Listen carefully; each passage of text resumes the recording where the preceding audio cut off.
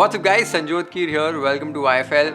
UP की एक बहुत ही स्पेशल विंटर रेसिपी बना रहा हूँ, मटर का निमोना। अब ये रेसिपी होती क्या है, जिनको पता नहीं मैं बता देता हूँ। जैसे हम मटर आलू खाते हैं ना, लेकिन मटर आलू में वो प्याज टमाटर का मसाला भून के फिर आलू और मटर डाले जाते हैं। इसमें बिल्कुल भी वैसे नहीं होता है। ये पूरा जो मटर का निमोना बनता है, इसकी जो तरी बनती है, जो मसाला बनता है, उसका जो बेस होता है वो मटर का ही होता है। तो मटर को बेसिकली पीस कर उसको भुना जाता है और फिर मसाले डालकर तड़का देकर उसको अच्छे से पकाकर फिर उसमें वड़ी डालते हैं। जो दाल की वड़ी होती है ना, उड़द दाल की वड़ी बनती है, वो डाली जाती है। साथ में आलू डाला जाता है और थोड़े से मटर डाले जाते हैं। बहुत डिलिशियस ये रेसिपी लगती है, चपाती के साथ, चावल के साथ बहुत मज़ा आता है इसे खाने में। कई बार लिट्टी के साथ भी खाया जाता है। और अभी ठंड का मौसम चल रहा है, तो ठंड के मौसम में ताज़े मटर मिलते हैं, तो ताज़े मटर ही यूज़ करना, फ्रोज़न मटर मत यूज़ कीजिए, वो रिजल्ट नहीं आएंगे। वो हल्की सी मिठास होनी चाहिए, वो देसी मटर होते हैं ना, अगर वो मिल जाए तो बहुत अमेजिंग रिजल्ट आएंगे। और काफ़ी सारी रेसिपीज़ आप सबके साथ शेयर करते रहता हूँ। और अगर आपने अभी तक IFL को सब्सक्राइब नहीं किया है, तो ऐसी और रेसिपीज़ आपको मिलती रहे फटाफट, उसके लिए सब्सक्राइब का बटन दबा दीजिए। और ये रेसिपी देखने के बाद अगर ये रेसिपी अच्छी लगे तो लाइक का बटन भी दबा देना। अब सबसे पहले मटरों को हमको पीसना है मटर के निमोने के लिए, वो कैसे किया जाता है वो देख लेते हैं।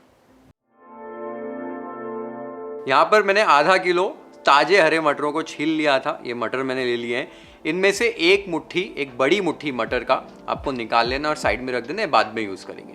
बाकी के जो मटर हैं इनको हमको पीस लेना है। तो एक मिक्सर ग्राइंडिंग जार में मटरों को ऐड कर दीजिए और बिना पानी ऐड किए इन मटरों को आपको पीस लेना है। पीसते समय ध्यान देना है कि एकदम फाइन पेस्ट नहीं बना देनी है, हल्का सा दरदरापन रहना चाहिए, लेकिन बहुत ज़्यादा भी दरदरी पेस्ट आपने नहीं बनानी है।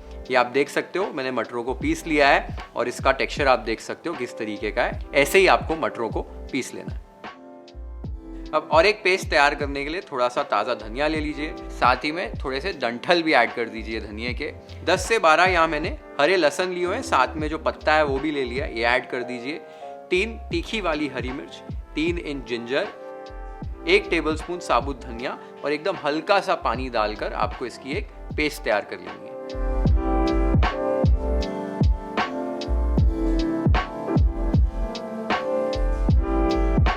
ये आप देख सकते हो हमारी पेस्ट रेडी हो गई है।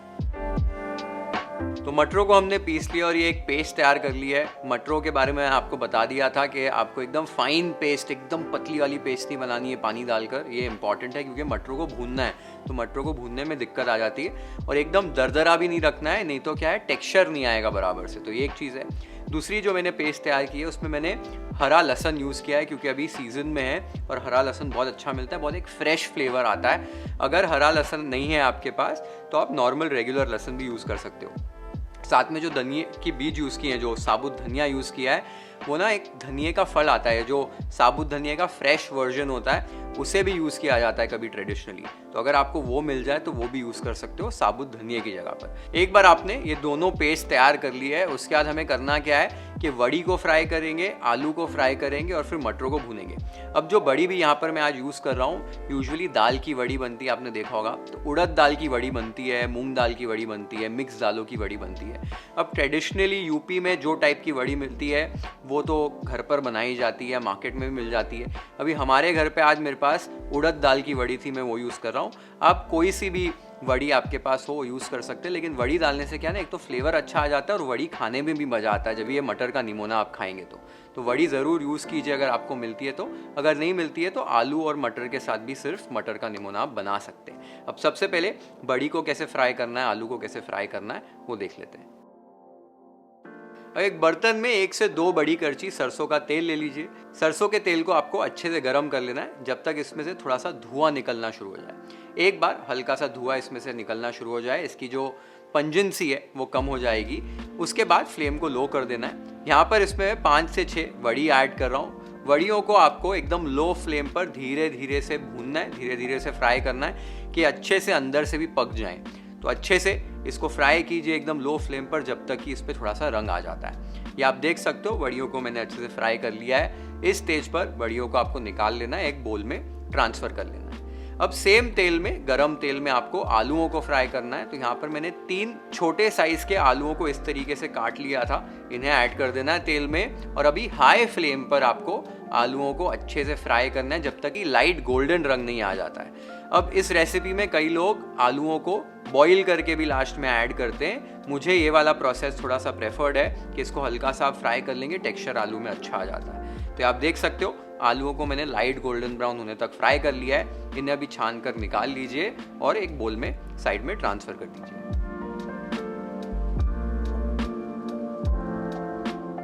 अब मटरों को भूनने से पहले इसमें से थोड़ा सा तेल निकाल रहा हूँ, एक आध करछी इसमें से तेल निकाल लीजिए और साइड में रख दीजिए। अब गरम तेल के अंदर आपको जो पिसे हुए मटर है वो ऐड कर देने। पिसे हुए मटर ऐड करके आपको अभी चलाते रहना है, इसको अच्छे से कंटिन्यूसली मिक्स करते रहना है और जब तक कि मटरों का रंग थोड़ा सा चेंज नहीं हो जाता है। और ये जो मटर है ना, स्टार्टिंग में एकदम एक साथ आ जाएंगे, एकदम जुड़ जाएंगे और जब इसको पकाओगे तो ये एकदम छुट्टा छुट्टा हो जाएगा, इसका जो टेक्सचर है वो क्रम्बली हो जाएगा। तब तक इसको अच्छे से भूनना है। ये जो है बहुत इंपॉर्टेंट है इस रेसिपी के लिए। अगर मटर को इस स्टेज पर आप अच्छे से भूनोगे नहीं तो आपका मटर का निमोना अच्छा नहीं बनेगा। तो ये जो है एक गेम चेंजर चीज़ है इस रेसिपी की, इसको आपको एकदम ध्यान से फॉलो करना है। अच्छे से स्टर करते हुए इसको भूनते रहिए मीडियम या मीडियम टू लो फ्लेम पर। ये आप देख सकते हो इसको अच्छे से भूनने के बाद इसका टेक्सचर कैसा हो गया है, रंग थोड़ा सा चेंज हो गया है और थोड़ा सा भुरभुरा हो गया है ये मटर। इस स्टेज तक इसको अच्छे से भूनिए। एक बार आपने इसे अच्छे से भून लिया है तो इसे भी आपको निकाल लेना है और एक बोल में ट्रांसफर कर लेना है। तो हमारी काफ़ी सारी तैयारी हो गई है मटर के निमोने की। यहाँ पर हमें बस अभी इसको तड़का देना है आगे। लेकिन एक चीज़ फिर से आपको बता रहा हूँ कि जो मटर को भूनना है वो बहुत इंपॉर्टेंट है। जब तक वो भुरभुरा नहीं हो जाता आपका मटर, तब तक उसको भूनिए अच्छे से। अगर भूनेंगे नहीं ना मटर को तो मटर का निमोना अच्छा नहीं बनेगा। अच्छे से इसको भूनना है, जैसा मैंने आपको टेक्सचर बनाया तब तक इसको भून लीजिए। अब नेक्स्ट प्रोसेस उतना ही रह गया कि वो एक जो पेस्ट बनाई थी उसको पकाकर एक तड़का लगाना है, सारी चीज़ों को एक साथ मिला देना है और थोड़ा सा पका लेना और हमारा मटर का निमोना रेडी हो जाएगा। तो वो प्रोसेस कैसे करना है वो देख लेते हैं। अब सेम बर्तन के अंदर जो बचा हुआ तेल था हमने जो निकाला था वही ऐड कर दिया है। तेल एक बार गर्म हो जाए तो 1 टीस्पून जीरा, 2 सूखी लाल मिर्च, आधा टीस्पून हींग और जो हरी पेस्ट हमने तैयार की थी वो ऐड कर दीजिए। ये सारी चीज़ों को आपको 2 से 3 मिनट के लिए भून लेना है। अदरक लहसुन सारी चीज़ें भून जानी चाहिए। उसके बाद इसके अंदर 2 रफली चॉप टमाटर मैं ऐड कर रहा हूँ। साथ ही में जो बचाए हुए मटर थे 1 मुट्ठी वो ऐड कर दीजिए और थोड़ा सा टेस्ट के हिसाब से नमक ऐड कर दीजिए। ये सारी चीज़ों को अच्छे से स्टर करना है और स्टर करके अब आपको टमाटर को पकाना है जब तक कि टमाटर पक नहीं जाते। मैं यहाँ पर कर ये रहा हूँ कि 2 से 3 मिनट टमाटरों को पकाने के बाद इसको ढक दे रहा हूँ। ढक कर हम टमाटरों को अच्छे से गला लेंगे। बीच में अगर आप चाहें तो ढक्कन निकाल कर स्टर कर सकते हैं। हल्की अगर पानी की ज़रूरत पड़े तो डाल सकते हैं और टमाटरों को आपको अच्छे से इस स्टेज पर गला लेना है। तो ये आप देख सकते हो 5-6 मिनट टमाटरों को पकाने के बाद टमाटर हमारे अच्छे से गल चुके हैं। इस स्टेज पर फ्लेम को लो कर दीजिए और 1/4 टीस्पून इसमें हल्दी पाउडर और आधा टीस्पून इसमें लाल मिर्च का पाउडर डालना है। लाल मिर्च एकदम ऑप्शनल है। अच्छे से इसको मिला लीजिए, स्टर करके मसालों को थोड़ा सा भून लीजिए। उसके बाद इसके अंदर जो हमने वड़ियों को फ्राई किया था वो ऐड कर दीजिए और फ्राइड आलूओं को भी ऐड कर दीजिए। इस मसाले के साथ वड़ी और आलू को आपको एक बार स्टर कर लेना है, मिक्स कर लेना है। उसके बाद इसमें जो मटर हमने भून के रखे थे वो मटरों को ऐड कर देना है। अब अच्छे से स्टर कर लीजिए, अच्छे से सारी चीज़ों को मिला लीजिए।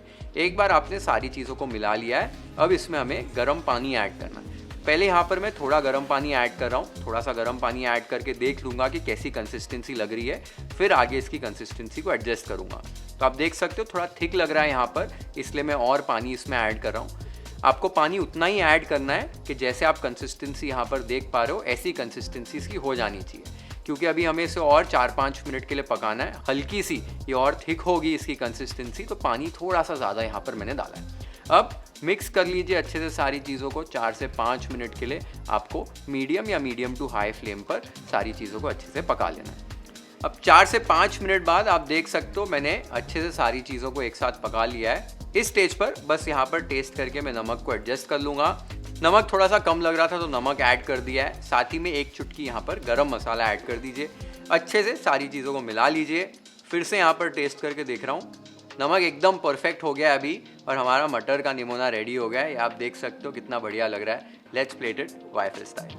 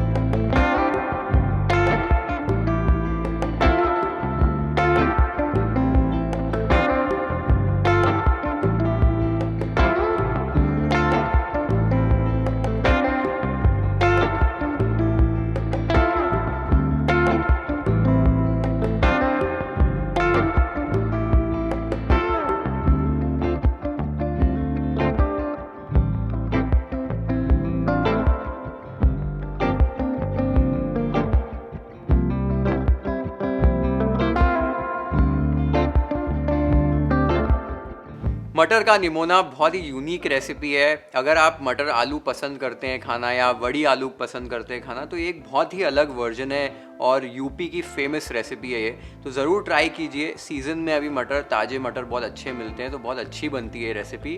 और ऐसे अलग अलग यूनिक रेसिपीज़ हमारी इंडिया की ट्राई करनी चाहिए, कभी अलग चीज़ें बनानी चाहिए।